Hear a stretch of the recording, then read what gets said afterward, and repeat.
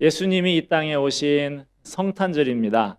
그 오심에 대해서, 그 의미에 대해서 다시 생각해 봐야 하는 시간입니다.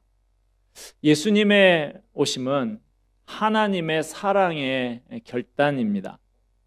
오늘 본문 시작 부분, 말씀이 육신이 되어 이렇게 시작하죠. 말씀이 육신이 되었다고 합니다. 오늘 본문보다 좀 앞쪽에 있는 요한복음 초반부를 보면 이 말씀은 태초에 세계를 창조하신 하나님이십니다. 그러므로 이 말씀이 육신이 되었다라는 것은 엄청난 일입니다. 창조주 하나님께서 인간이 되신 거예요. 이런 상상을 한번 해봤습니다. 내가 만약에 쥐가 된다면 어떨까? 이 추운 겨울에 더러운 시궁창을 돌아다니면서 먹이를 찾아야 됩니다. 사방에 고양이들이 득실되니까 늘 두려운 마음으로 주변을 살펴봐야 됩니다. 나를 잡으려고 쥐약에 놓였을 수도 있고 쥐덫이 놓였을 수도 있으니까 그렇게 조심조심 살아야 합니다. 상상만 해도 끔찍하고 비참하고 몸서리 쳐지더라고요. 사람이 쥐가 된다, 있을 수 없는 일인 것이죠. 그런데 사람이 쥐가 되는 것은 그래도 피조물이 또 다른 피조물이 되는 거 아닙니까? 그러나 하나님이 사람이 되신다 하는 것은 창조주 하나님이 피조물로 전락을 하시는 것이죠. 피조물이 다른 피조물 되는 거하고는 차원이 다른 일이 벌어지는 거예요.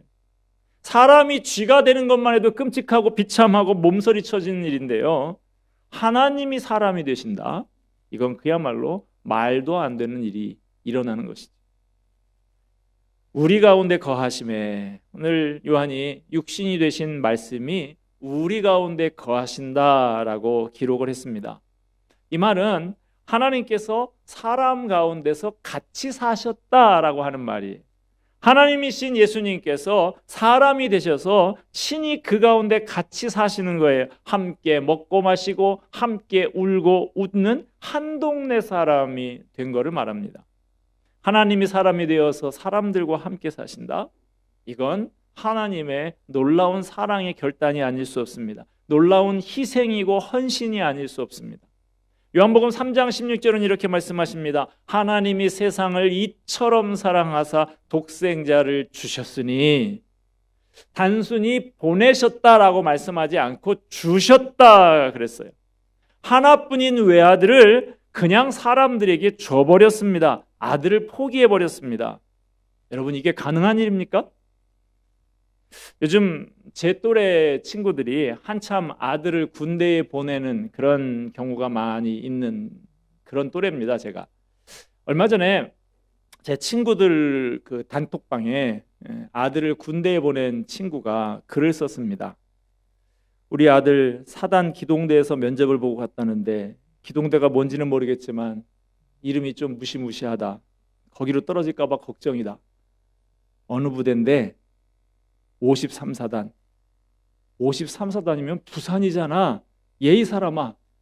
눈 한 번 치울 일 없는 최후방사단인데 뭘 걱정이냐. 세상 편한 부대구만. 면회 갔더니 15km 행군이 너무 힘들었단다. 야, 너 특전사 출신이잖아. 너는 천리 행군 400km도 여러 번 했는데 그까지 15km가 행군이냐? 그걸 힘들대? 내가 힘들었었던 거는 괜찮은데 아들이 힘든 건 이상하게 싫더라. 이게 부모 심정이죠. 남들 군대 다 가는 군대인데도 내 아들이 가면 사사건건 마음이 쓰이고 안쓰러운 것이 부모의 마음입니다. 어느 집 아들이 군대 가게 됐어요. 엄마는 추운 겨울에 아들을 군대 보내고 난 다음에 안타까운 마음으로 아들에게 편지를 썼습니다. 보고 싶은 내 아들, 네가 얼마나 그리운지 아직도 네 침대에서 온기가 그대로 느껴지는구나. 얼마 후 아들에게서 그렇게 기다리던 편지가 왔습니다. 보고 싶은 어머니, 저도 엄마를 보고 싶어요. 그런데 깜빡하고 침대 시트 밑에 전기장판을 켜놓고 왔네요. 그러니까 부모의 마음이 이런 것이죠. 전기장판의 온기도 아들의 온기로 착각하는 게 부모의 마음이에요. 올 봄엔가요, 제가 암으로 투병 중인 저희 누나 얘기를 아픈 손가락이다 그러면서 해드린 적이 있었는데, 어제 제가 누나한테 병원에 다녀왔는데 이제 완전히 말기가 돼서 의식이 오락가락하고 헛것도 보고 헛소리도 하고 그래요. 장성한 딸들도 잘 못 알아보는데 그래도 저는 알아보더라고요. 요즘에 이제 단기 기억은 잘 없고 오래된 사람들 그렇게 알아보는 거예요. 병원에서도 이제 더 이상 별로 해줄 수 있는 게 없습니다 하는 단계입니다. 저도 어려서부터 정이 많이 든 그런 누나가 그런 지경에 이르니까 참 마음이 아프더라고요. 정신이 조금 드니까 저한테 그래요. 야, 민호야, 너 피아노 배웠냐? 아마 이 어렸을 때 피아노를 배우고 싶었는데 못 배웠던 그런 게 다 이렇게 잠재의식이 자꾸 나오나 봐요. 피아노 배웠냐? 그래서 누나, 우리 없이 사는 집에서 무슨 피아노를 배워? 나는 주산학원 하나 보내달라 그러는데도 형만 보내주고 나는 안 보내줬는데 무슨 피아노를 배워? 우리 못 배웠어. 그랬더니 누나가 아, 그랬구나. 피아노 못 배웠구나. 그런 이야기를 하더라고요. 저도 참 마음이 아픈데 그런 고통하는 딸의 모습을 바라보는 그 어머니의 마음, 그거하고 어떻게 비교할 수가 없더라고요. 제가 저희 어머니한테 그랬어요. 누나가 지난 몇 년 동안 혹독한 고통을 참으면서 그렇게 항암 치료를 해왔지만 하나님의 뜻은 다른 데 있는 것 같아요. 이제 고생 그만하고 내게로 와서 쉬라고 그렇게 하나님이 하시는 것 같습니다. 어머니, 이제 누나를 좀 그만 놔줍시다. 저하고 형제들은 어느 정도 그래도 마음이 정리가 되어가고 있는데 저희 어머니는 그렇게 잘 안 되시는 것 같아요. 자신이 배앓이를 해서 낳은 외동딸, 눈물로 기도하면서 회복되기를 그렇게 기대했던 딸을 내려놓기가 그렇게 힘이 들어 하시더라고요. 여러분, 이게 부모의 심정이죠. 그런데 어느 부모가 하나뿐인 아들을 흉악한 죄인들을 위해서 죽음의 자리에 내놓을 수가 있습니까? 그럴 수는 없는 일인 것이죠. 그런 부모는 없습니다. 그러므로 우리 예수님이 십자가를 지기 위해 이 땅에 오신 것은 우리를 지극히 사랑하시는 아버지 하나님의 눈물 어린 결단이 없이는 불가능한 것이죠. 하나님의 희생 어린 사랑의 결단인 것입니다. 하나님이 이렇게 사랑의 결단을 내리셨을 때 그 결과 어떤 일이 벌어졌습니까? 우리가 그의 영광을 보니 아버지의 독생자의 영광이요 은혜와 진리가 충만하더라. 예수님에게는 특별한 영광이 있었어요. 그 영광은 유명한 운동선수가 금메달을 따고 월계관을 쓰고 하는 영광이 아니고 특별한 형통을 자랑하는 영광도 아니었습니다. 그 영광은 하나님의 영광이었습니다. 이제 하나님은 저 멀리 계시는 하나님이 아닙니다. 우리가 우리 가운데 거하시는 하나님의 영광을 볼 수 있게 되었습니다. 그 영광은 우리가 보고 싶다고 해서 볼 수 있는 것이 아니죠. 주님이 우리를 찾아오시고 우리 가운데 거하시게 되시니까 비로소 보게 되었습니다. 이것이 바로 은혜입니다. 그래서 예수님의 은혜를 체험한 사람은 요한과 마찬가지로 그분은 은혜가 충만한 분이라고 고백하게 되는 것입니다. 또한 예수님은 은혜가 충만할 뿐만 아니라 진리가 충만하셨습니다. 성경에서 진리라고 하는 말은 단순히 지식적인 표현이 아닙니다. 수학적으로 확실한 사실을 말하는 것이 아니에요. 진리는 인격적이고 도덕적인 것을 포함하는 말입니다. 예수님은 진리가 충만하신 분입니다. 예수님의 진리는 건조하고 딱딱한 수학적 진리가 아니고 은혜로운 진리입니다. 은혜가 충만한 진리입니다. 자기의 생명을 내놓고 책임을 지는 진리입니다. 예수님께서 우리에게 가르치신 그 진리는 그래서 우리의 삶을 통째로 내어 맡겨도 괜찮은 진리입니다. 주님은 우리를 향한 모든 계획을 준비해 놓고 계십니다. 어떠한 수고와 희생을 치르더라도 품으신 뜻을 반드시 이루어내고야 마는 분이 하나님이십니다. 친히 희생 어린 사랑의 결단을 내리신 하나님은 오늘 이 말씀을 대하고 있는 우리들에게도 결단을 촉구하고 계십니다.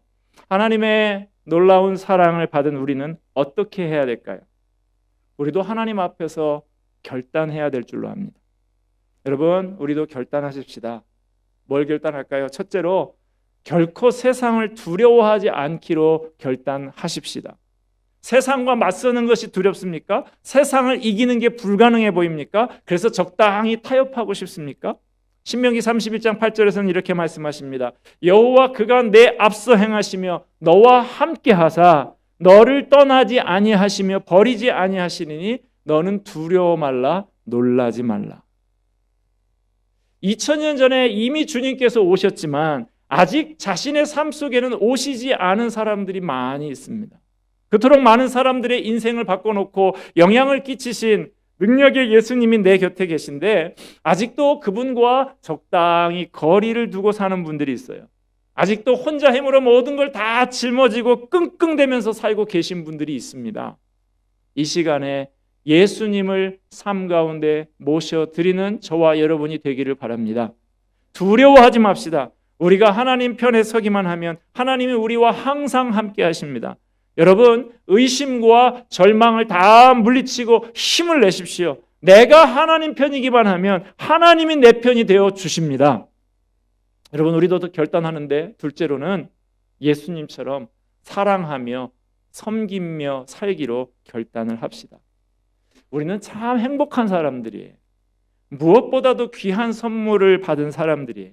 한없는 은혜를 받은 사람들입니다. 그렇다면 우리는 어떤 생각을 해야 할까요? 이겁니다. 하나님은 왜 내게 은혜를 베풀어 주셨을까? 내 인생을 향한 하나님의 목적은 무엇일까? 하나님은 날더러 어떤 사람이 되라고 이 은혜를 주신 것일까? 하나님은 내가 어떻게 살기를 원하시는 것일까? 하나님은 우리에게 어떤 삶을 요구하실까요? 사랑의 하나님, 사랑으로 결단하신 그 하나님을 닮은 사랑의 삶을 요구하십니다. 아들을 주시기까지 사랑한 그 사랑의 삶, 한 영혼 한 영혼 안타까이 여기고 그 영혼을 위해서 수고를 아끼지 않는 섬김의 삶, 사랑의 하나님을 똑 닮은 그런 삶을 우리에게 요구하십니다. 이사야 9장 7절에 이렇게 말씀하십니다. 만군의 여호와의 열심히 이를 이루시리라. 하나님의 사랑은 열심 있는 사랑이에요. 대단한 것입니다. 누구도 그 열심을 막을 수가 없습니다. 우리를 향한 목적을 이루시기 위해서라면 왜 아들까지라도 내어놓으시는 하나님이십니다. 그러니 빨리 하나님께 항복하시는 게 좋습니다. 빨리 손들고 나오시는 게 좋아요. 구체적으로 결심하십시다. 거창하지 않아도 괜찮습니다. 앞으로 내가 주님을 닮아가기 위해서 이러이러한 훈련을 하겠다고, 이러이러한 작은 사랑을 실천하는 삶을 살겠다고, 이렇게 한 영혼을 위해서 작은 섬김이라도 하겠다고. 거저되는 일 없습니다. 공짜로 되는 거 없어요. 땀 없이, 수고 없이, 눈물 없이 주님을 닮아갈 수 없습니다. 우리 주님도 이 땅에 오셔서 우리와 함께 거하시면서 많은 것을 포기하고 내려놓으셔야 했습니다. 우리가 주님의 그 삶을 따라가는 삶을 살려고 한다고 하면 먼저 포기할 것, 과감히 포기할 줄 알아야 합니다. 내려놓아야 할 것들 빨리 내려놔야 합니다. 이 땅에 예수님이 오신 것은 하나님의 놀라운 사랑의 결단이었습니다. 이 성탄의 계절에 저와 여러분이 이 놀라운 하나님의 사랑에 감사하면서 감격하면서 예배하기를 원합니다. 우리 하나님께서 기뻐하시는 결단이 있는 예배가 되기를 원합니다. 결코 세상을 두려워하지 않기로 결심하십시다. 주님을 따라서 나도 사랑하며 섬기며 살기로 결심하는 저와 여러분이 되기를 바랍니다. 기도하겠습니다. 은혜와 사랑이 풍성하신 하나님 아버지, 하나님의 놀라운 사랑의 결단에 감사를 드립니다. 이 시간 예배하는 우리가 그 은혜와 사랑에 감사하며 감격하며 새로운 결단